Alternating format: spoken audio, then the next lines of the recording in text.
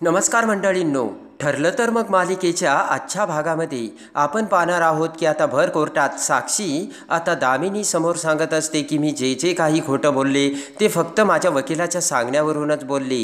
तेवढ्यात आता ऑब्जेक्शन घेत अर्जुन उठून उभा राहतो आणि म्हणतो की ऑब्जेक्शन मिलॉर्ड, मी तुम्हाला सांगतो की या साक्षी शिकरे सज्ञान आहेत आणि जे जे काही त्या सांगणार ते विचार करूनच सांगणार, कारण विचार करण्याची त्यांना चांगली सहानुभूतीसुद्धा आहे आणि त्यांना बुद्धीसुद्धा आहे।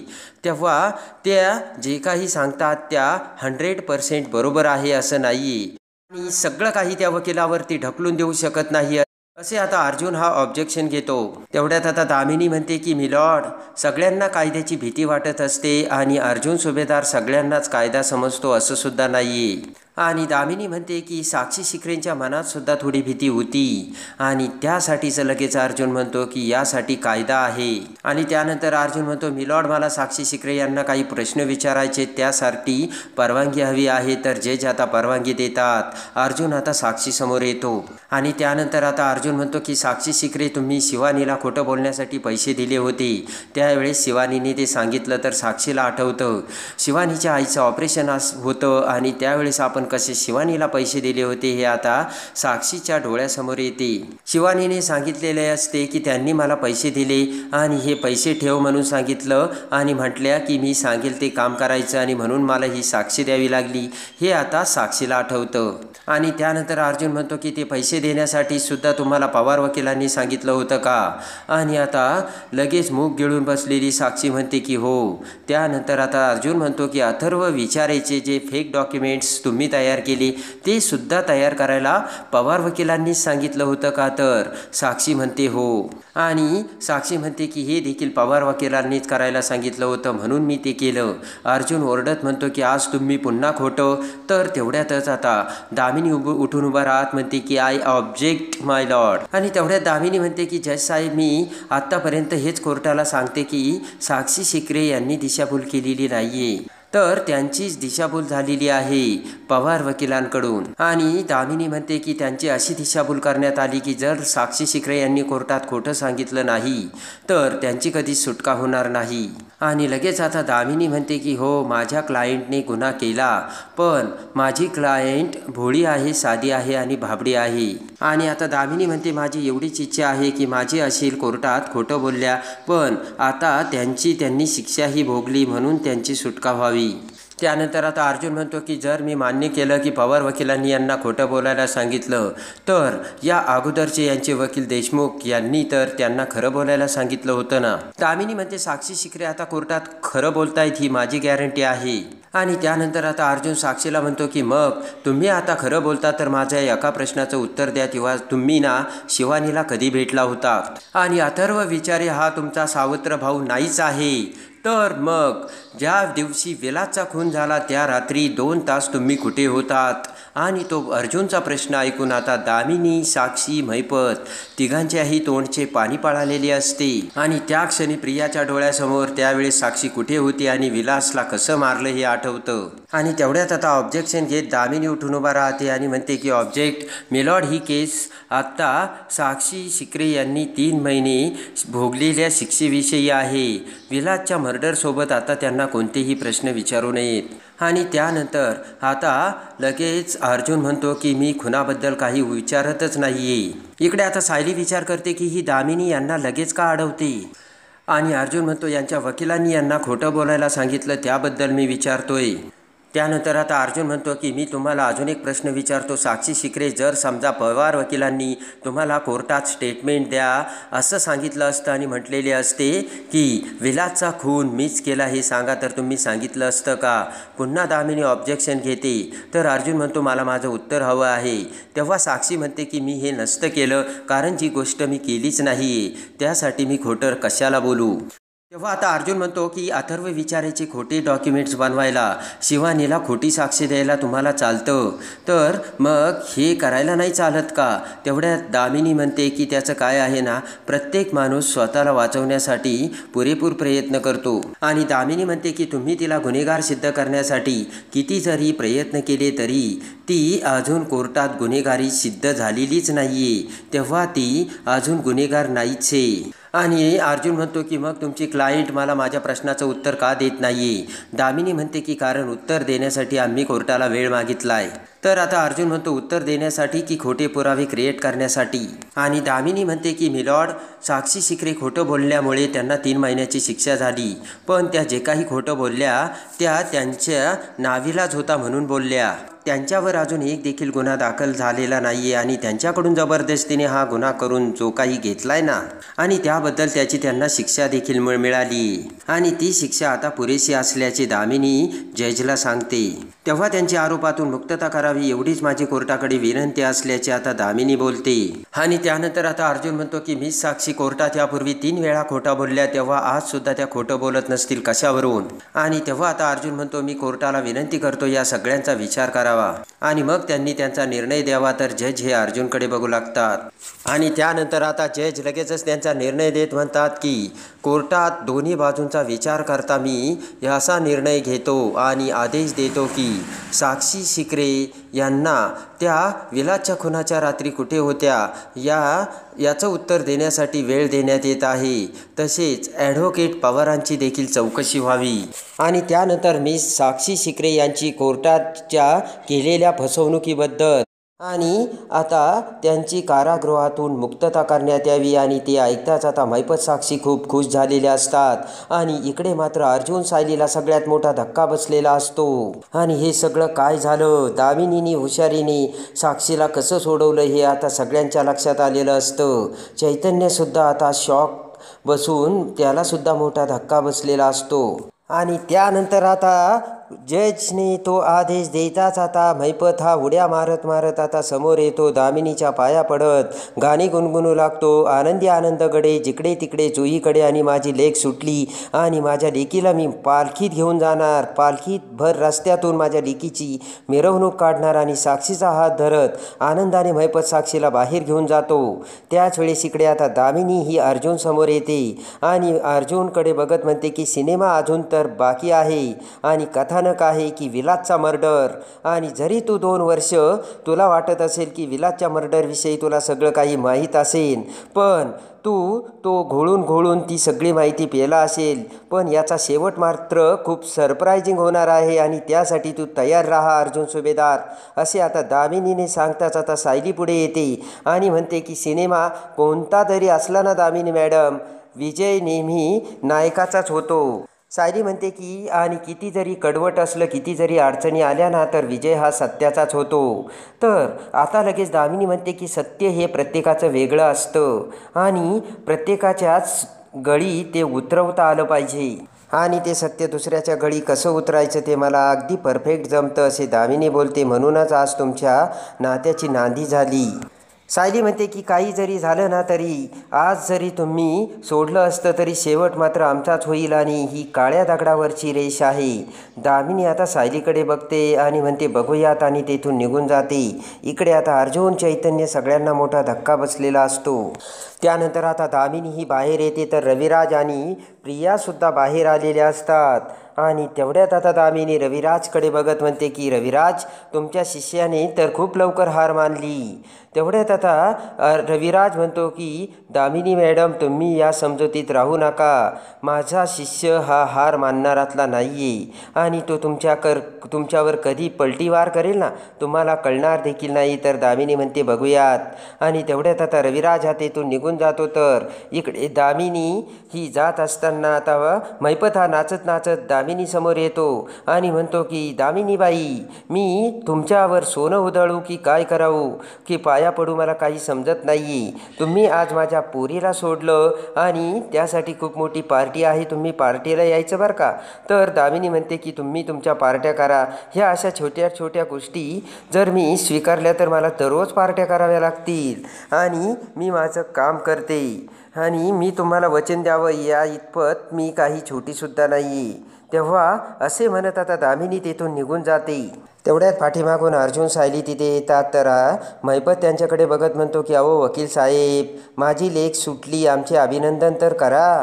आणि तुम्ही तिला सुटू नये म्हणून किती प्रयत्न केले, पण शेवटी आमची वकिलीन बाई हुशार निघाली, माझ्या लेकीला सोडलं. मधुभाऊ म्हणतात की एका सुनावणी तुम्ही हे ठरवू शकत नाही आणि एक सुनावणी म्हणजे काही सगळी केस नाही एवढं लक्षात ठेवा. तर महिपत आता मधुभाऊकडे बघत म्हणतो की अरे मधुभाऊ. त्यानंतर आता महिपत म्हणतो मधुकर पाटील तुम्ही आता तयारी करा, तुमच्या आश्रमाच्या जागेवर माझ्या पुरीचं रिसॉर्ट उभा राहणार आहे, तेव्हा तुम्ही तिथे चायनीज खायला या बरं का आणि सगळेजण या. तेवढ्यात आता सायली म्हणते की एवढ्या लवकर तुम्ही लगेच स्वप्न बघायला लागलात का, पण विजय हा सत्याचाच होणार आहे आणि जिने खून केलाय ना तीच समोर येणार आहे एवढं लक्षात ठेवा. सायली म्हणते की तेव्हा तुम्ही तुमच्या मनातला हा जो अहंकार आहे ना तो बाजूला ठेवावा. महिपत म्हणतो की वहिनी तुम्ही काहीही म्हणा पण निकाल आमच्या बाजूला लागलाय तेव्हा त्याचा आनंद एन्जॉयमेंट आम्ही करणारच ना. महिपत म्हणतो त्याचं काय आहे ना, माझी पोरगी सुटली तेव्हा तुम्ही सगळ्यांनी माझ्या घरी मोठी पार्टी ठेवली, पार्टीसाठी यायचं बरं का आणि तेही अगदी फॅमिलीसोबत. रागाने अर्जुन महिपतकडे बघून तेथून पुढे निघून जातो. तर आता सायली अर्जुनला हाक मारते आणि म्हणते की अहो यांनी तर फारच मनाला लावून घेतलं. महिपतला एवढा आनंद झालेला असतो आणि महिपत सगळीकडे आता टकमका बघत असतो. चैतन्य म्हणतो की आपली बाजू खरी असताना देखील साक्षी सुटली आणि त्यामुळे अर्जुनला वाईट वाटतंय. आणि लगेच आता चैतन्य म्हणतो की आपली बाजू वीक ठरली आणि म्हणून त्याला ट्रेस आलाय. आणि सायली चैतन्य मधुभाऊ सगळेजण निघून जातात. इकडे आता महिपत हा साक्षीसमोर नाचतच असतो, कोटला हात लावत हसतच मधुकर पाटील असे म्हणत आता महिपत नाचू लागतो. आणि इकडे आता प्रियासुद्धा रविराज सोबत आता पुन्हा प्रतिमाच्या घरी आलेली असते. तेव्हा आता प्रतिमाकडे बघत प्रिया म्हणते की आई त्याचं काय आहे ना, बाबांनी मला घरी आणलं म्हणे, 5 मिनटं तू येऊन जा म्हणून मी आली. आणि तेवढ्यात आता रविराज म्हणतो की आज कोर्टामध्ये खरंच दामिनीने खूप कमाल केली आणि मी दामिनीबद्दल ऐकून होतो पण आज ती एवढी सक्सेस काय आहे हे प्रत्यक्ष बघायला मिळालं. तेवढ्यात आता प्रिया विचार करते की साक्षी खरी आहे हे आता रविराजच्या मनात पटवून द्यायला हवं. आणि त्यानंतर आता नागराज म्हणतो की खरंच आधीच्या वकिलांनी साक्षीची दिशाभूल केलेली असेल का. प्रिया म्हणते हो ना, त्या दामिनी देशमुखने एवढ्या मोठ्या वकिलांनी साक्षीची केस घेतली म्हणजे साक्षी निर्दोषच असणार आणि अगोदरच्या वकिलांनी उगाचच तिची दिशाभूल केली. नागराज म्हणतो तो महिपत किती मोठा बिल्डर आहे पण तो कसा आहे ना आपल्याला चांगलंच माहिती आहे. तर आता लगेच प्रिया म्हणते पण साक्षी खरी आहे ना, कारण विलासचा खून हा मधुभाऊनेच केलाय, मी माझ्या डोळ्यांनी बघितलंय. रविराज ते सगळं ऐकत असतो. इकडे आता प्रिया म्हणते की दामिनीसारख्या मोठ्या वकिलांनी केस स्वीकारली म्हणजे साक्षी निर्दोषच असणार बरोबर ना. तेवढ्यात आता प्रतिभा म्हणते की मोठ्या वकिलांनी केस स्वीकारली म्हणजे माणूस निर्दोषच आहे असं नाही ना. ते ऐकून प्रिया रागाने प्रतिमाकडे बघते. प्रतिमा म्हणते त्यापेक्षा जो पोरका माणूस सगळ्या पोरक्या बाळांना मुलांना आधार देत आलाय तो माणूस सत्य असेल. इकडे आता प्रतिमा म्हणते की हे बघ सायलीच्या बोलण्यात मला तथ्य वाटतंय आणि सायलीवरती माझा पूर्ण विश्वास आहे. सायली म्हणते ना मधुभाऊंनी खून केलेला नाही तर तसंच असणार. तेवढ्यात आता प्रिया म्हणते की आई खून करताना मी बघितलंय, तेव्हा जे काही आहे ना ते मी बघितलंय आणि हे सत्य आहे. तेवढ्यात आता रविराज म्हणतो की प्रतिमा कोर्ट हे विश्वासावर चालत नाही तर पुराव्यावर चालतं आणि त्याच पुराव्याच्या जोरावरती आज साक्षी निर्दोष सुटली असे रविराज प्रतिमाला सांगतो. प्रतिमा म्हणते असेलही पण सायली ही खोटं बोलू शकत नाही, सायलीच्या बोलण्यात देखील काहीतरी तथ्य हे असेलच. इकडे आता कल्पना, पूर्णाजी, प्रताप हे घरामध्ये बसलेले असतात. तर आता खूप वेळ होता क्षणी कल्पना काळजीत पडलेली असते. कल्पना म्हणते की अर्जुन अजून कसा आला नाही, कोर्टात जाणार होता. प्रताप म्हणतो अगं तो काय आता लहान आहे का, तुम्ही कशाला एवढी काळजी करता. तेवढ्यात रागारागाने अर्जुन आणि सायली तिथे येतात. तर अर्जुन कुणाकडेही न बघता सरळ त्याच्या बेडरूममध्ये जातो. सायलीसुद्धा आता पाठीमागे जाते आणि आता इकडे सायली ही अर्जुनला समजावू लागते पण पूर्णाजी आता काळजीत पडते. प्रताप म्हणतो काय झालं तुला पूर्णाजी. तर पूर्णाजी म्हणते की अर्जुन माझ्याशी बोलल्याशिवाय कधीच वर निघून जात नाही, फार तर तो मला टोमणे मारील पण बोलायचं काही सोडत नाही आणि आज नक्की काहीतरी झालंय माझ्या अर्जुनला. आणि अर्जुन माझ्याशी न बोलताच वर गेला, तो कोर्टात गेला होता. रविराजही तिथे आले असतील त्यांच्याशी तर त्याची काही वादावादी झाली नसेल ना असा आता गैरसमज पूर्णाजीच्या मनात येतो आणि कदाचित त्यांचं भांडण झालं असेल म्हणून तन्वी तिकडेच थांबली की काय. प्रताप म्हणतो असं काहीच नाहीये, कारण तन्वीसुद्धा रविराजसोबत तिच्या घरी गेली असेल कदाचित. आणि त्यानंतर इकडे आता सायलीसुद्धा आता अर्जुनला समजावत असते. सायली म्हणते की हे बघा, तुम्ही आता फ्रेश व्हा, आराम करा, मी तुमच्यासाठी कॉफी आणते आणि हवं तर तुम्हाला कॉफीसोबत अजून काही आणू का. अर्जुनला खूप राग येत असतो आणि रागाने अर्जुन म्हणतो की माझ्यासाठी काहीच करण्याची गरज नाही. लहान मुलगा पडला तर त्याला उचलायचं आणि समजवायचं, हा तुमचा नवरा तसा नाही आहे. आज तुमचा नवरा कोर्टातून हारून आला आहे आणि तुम्ही परत तुमच्या नवऱ्याचा इगो असं करून दुखावता कसा. असा आता अर्जुनने सायलीला मोठ्याने ओरडत आता मोठा ओरडा केलेला असतो आणि ताबडतोब अर्जुन डोक्याला हात लावत खडकन दरवाजे उघडून बाहेर निघून जातो. तर सायलीला मोठा धक्का बसलेला असतो आणि बी सिरियस असे म्हणत अर्जुनने सायलीला सिरियस राहण्यासाठी सांगितलेलं असतं आणि खरंच अर्जुनने सगळ्यात मोठा धसका घेतलेला असतो. हे आता सायलीच्या चांगलंच लक्षात आलेलं असतं. त्यानंतर आता इकडे सायली विचार करते की हो, तुम्ही हरलेले नाही आहात. तुम्ही जर असा विचार केला तर तुम्ही मनाने खचून जाल. आणि त्यानंतर आता अर्जुन हा रागारागाने बाहेर निघून जाताच इकडे पूर्णाई आणि प्रताप अर्जुनला समजावं लागतात, पण काही एक न बोलता अर्जुन निघून जातो.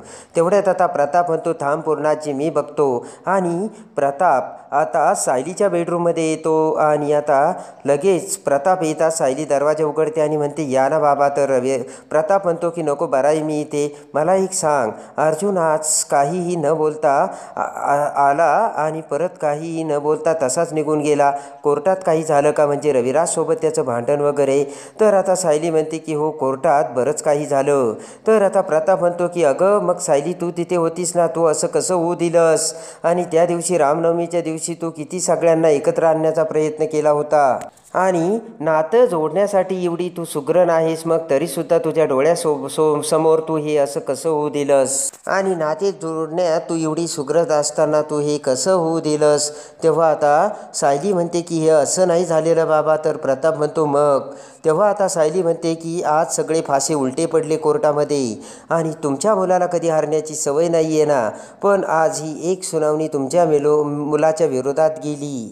आणि त्यानंतर आता प्रताप म्हणतो की तुमच्या आयुष्यात काय चाललं आहे किंवा तुमच्या त्या केसमध्ये काय चाललं आहे यामध्ये मला अजिबात इंटरेस्ट नाही, पण मी एक तुला सांगतो, तू त्याला सांग. कधी कधी मोठं युद्ध जिंकण्यासाठी छोटी लढाईसुद्धा हरावी लागते आणि ती लढाई हरण्यातच आपला फायदा असतो. असे सांगून आता प्रताप तेथून निघून गेलेला असतो. आणि त्यानंतर आता अर्जुन पुन्हा घरी येतो. अर्जुनने विचार करून आता अर्जुन घरी आलेला असतो आणि ताबडतोब तिथे आता सायली आणि मधुभाऊ देखील आलेले असतात. दोघांनाही आता दोघांसमोर अर्जुन येत म्हणतो की हीच वेळ आहे ती आणि आत्ता आपल्याला प्रियाच्या रूममध्ये जाऊन प्रियाच्या रूमची झडती घ्यायची आणि विलासच्या मर्डर संबंधी काही पुरावा मिळतोय का ते बघायचं आहे. आणि असे म्हणत सायली, अर्जुन आणि मधुभाऊ आता प्रियाच्या रूममध्ये जाऊन सगळ्या गोष्टी आता तिथे तपासत असतात. आणि त्याच वेळेस आता मधुभाऊंच्या आता डोळ्यासमोर प्रियाची बॅग येते आणि जेव्हा आता प्रियाची ती सुटकेस आता मधुभाऊ उघडतात, त्यामध्ये आता सायलीच्या लहानपणीचा फोटो आणि सायलीचे ते सगळे डॉक्युमेंट्स आता मधुभाऊच्या समोर येतात. आणि मधुभाऊ म्हणतात की सायलीचा फोटो आणि सायलीचे हे पेपर्स प्रियाकडे कसे. आणि त्याच वेळेस आता मधुभाऊ विचार करतात की प्रियाच्या कपाटात सायलीचे लहानपणीचे फोटो, म्हणजे प्रिया ही सायलीच्या बाबतीत काही गडबड करत नाहीये ना. आणि मधुभाऊ समोर आता प्रिया तन्वी नसल्याचा सगळ्यात मोठा पुरावा समोर आलेला असतो. आणि आता मधुभाऊ सायली तन्वी असल्याचे आणि प्रिया तन्वी नसल्याचे कसे आता समोर आणणार. आणि त्यानंतर आता खरा खेळ सुरू होऊन